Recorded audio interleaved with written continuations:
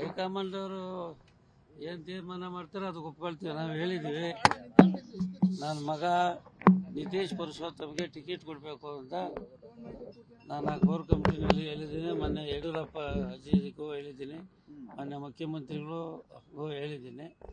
ನಿತೀಶ್ ಪುರುಷೋತ್ತಮ ಹೊಸಕೋಟೆ ತಾಲೂಕು ಈ ಸಾರಿ ಅವ್ರನ್ನೇ ನಿಲ್ಲಿಸ್ತೀವಿ, ಅವ್ರಿಗೆ ಟಿಕೆಟ್ ಕೊಡಬೇಕು ಅಂತ ಕೇಳಿದ್ದೀನಿ. ಅವ್ರಿಗೆ ಕೊಡ್ತಾರೆ. ಈಗ ನೀವು ಚುನಾವಣಾ ರಾಜಕೀಯ ನಿಂತ್ಕೊಳ್ಳಲ್ಲ ಇನ್ಮೇಲೆ? ನಾನು ಚುನಾವಣೆಗೆ ಇನ್ನು ಚುನಾವಣೆಗೆ ನಿಲ್ಲಲ್ಲ. ನನ್ನ ಮಗ ನಿಲ್ಲಿಸ್ಮೇಲೆ ಇನ್ಯಾಕೆ ಚುನಾವಣೆ ನನಗ? ನೀವೇನೋ ಬೇರೆ ಕಡೆ ನಿಂತೀರಾ? ಇಲ್ಲ ಸುಳ್ಳು. ನಾನು ಯಾವ ಕಡೆ ಹೆಂಗ್ ನಿಲ್ಲಕತ್ತೆ ಬೇರೆ ಕಡೆ? ನನ್ನ ಮಗನಿಗೆ ಟಿಕೆಟ್ ಕೊಡಿಸಿ ಅವನೇ ಗೆಲ್ಲಿಸ್ತೀನಿ. ಅವನಿಗೆ ಕೊಡಬೇಕು ಅಂತೇಳಿ ಹೇಳಿದ್ದೀವಿ. ಅವ್ರಿಗೆ ಕೊಡ್ತೇವ್ರೆ, ಅವ್ರಿಗೆ ಕೊಡ್ತೀವಿ ಅಂತ ಹೇಳಿದ್ದಾರೆ. ಅವ್ರಿಗೆ ಕೊಡ್ತಾರೆ. ಯಡಿಯೂರಪ್ಪ ಅವ್ರು ಭೇಟಿ ಮಾಡಿ ಸರ್, ಬಹಳ ದಿನಗಳ ನಂತರ ಭೇಟಿ ಮಾಡಿದ್ರು. ಯಡಿಯೂರಪ್ಪ ಅವರು ಭೇಟಿ ಮಾಡಿದ್ದು ಇಷ್ಟೇ, ಇದನ್ನೇ ಹೇಳಿದೆ, ಕೊಡಬೇಕು ತಮ್ಮ ಜನಾಂಗಕ್ಕೆ ಒಂದು 8 ಸೀಟ್ ಆದರೂ ಕೊಡಬೇಕು. ಇಡೀ ರಾಜ್ಯದಲ್ಲಿ ನಾವು 50-60 ಲಕ್ಷ ಜನಸಂಖ್ಯೆ ಇರ್ತಕ್ಕಂಥ ಕುರುಬ ಸಮುದಾಯ ಒಂದು 7-8 ಜಿಲ್ಲೆಯಲ್ಲಿ ಗೆಲ್ಲುವಂಥ ಅವಕಾಶ ಕಡೆ 8 ಜಿಲ್ಲೆಗಳಲ್ಲಿ ಒಂದು 8 ಜನಕ್ಕೆ ನೀವು ನಮ್ಮ ಕಮ್ಯುನಿಟಿಗೆ, ಕುರುಬ ಕಮ್ಯುನಿಟಿಗೆ ಕೊಡಬೇಕು. ಕಾಂಗ್ರೆಸ್ಸಲ್ಲಿ ಕೂಡ ಸುಮಾರು 15 ಜನಕ್ಕೆ ಈಗಾಗಲೇ ಕೊಡ್ತಾ ಇದ್ದಾರೆ ಇಡೀ ರಾಜ್ಯದಲ್ಲಿ. ಅಟ್ಲೀಸ್ಟ್ BJPನಲ್ಲಿ ಒಂದು 8 ಜನಕ್ಕಾದರೂ ಕೊಡ್ರಿ. ಗೆಲ್ಲುವಂಥ ಅವಕಾಶಗಳಿರ್ತಕ್ಕಂಥ ಜಿಲ್ಲೆಗಳಲ್ಲಿ ಈಗ ಆ ಕಡೆ ಬೆಳಗಾಂ ಇರ್ಬೋದು, ಬೆಳಗಾಂ 18 ತಾಲೂಕುಗಳಿದ್ದಾವೆ.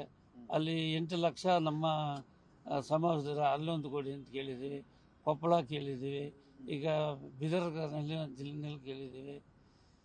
ಎಲ್ಲೆಲ್ಲಿ ಗೆಲ್ಲುವಂಥ ಅವಕಾಶಗಳಿದ್ದಾವೆ ಅಂಥ ಜಿಲ್ಲೆಯಲ್ಲಿ ನಮ್ಮವ್ರಿಗೆ ಒಂದು 8 ಜನಕ್ಕಾದರೂ ನಮ್ಮ ಕುರುಬ ಸಮುದಾಯ ಆದವರಿಗೆ ನೀವು ಅವಕಾಶ ಕೊಡಬೇಕು. ಭಾರತೀಯ ಜನತಾ ಪಕ್ಷದಲ್ಲಿ ಮಾನ್ಯ ಮಾಜಿ ಮುಖ್ಯಮಂತ್ರಿ ಯಡಿಯೂರಪ್ಪನವ್ರಿಗೆ ಹೇಳಿದ್ದೀನಿ, ಮಾನ್ಯ ಹಾಲಿ ಮುಖ್ಯಮಂತ್ರಿಗಳು ಬಸವರಾಜ ಬೊಮ್ಮಾಯಿ ಅವ್ರಿಗೆ ಹೇಳಿದ್ದೀನಿ, ಮತ್ತು ನಮ್ಮ ವರಿಷ್ಠರಿಗೂ ಹೇಳಿದ್ದೀವಿ. ಯಾವಾಗಂತ ಟಿಕೆಟ್ ಬಿಡುಗಡೆ ಆಗ್ಬೋದು ಅಂತ ಏನೋ ಹೇಳಿದ್ರೆ? 9-10 ಬಿಡುಗಡೆ ಆಗ್ಬೋದು.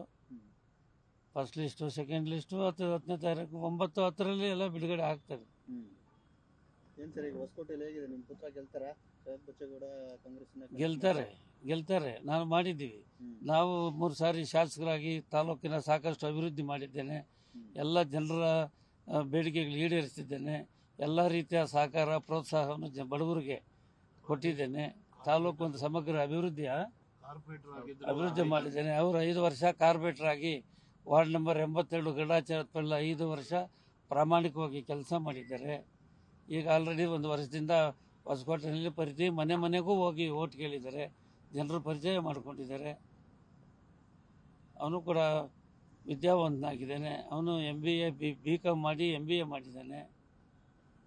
ರಾಜಕೀಯವಾಗಿ 5 ವರ್ಷ ಕಾರ್ಪೊರೇಟರ್ ಕೆಲಸ ಮಾಡಿದ್ದಾನೆ. ಓಕೆ.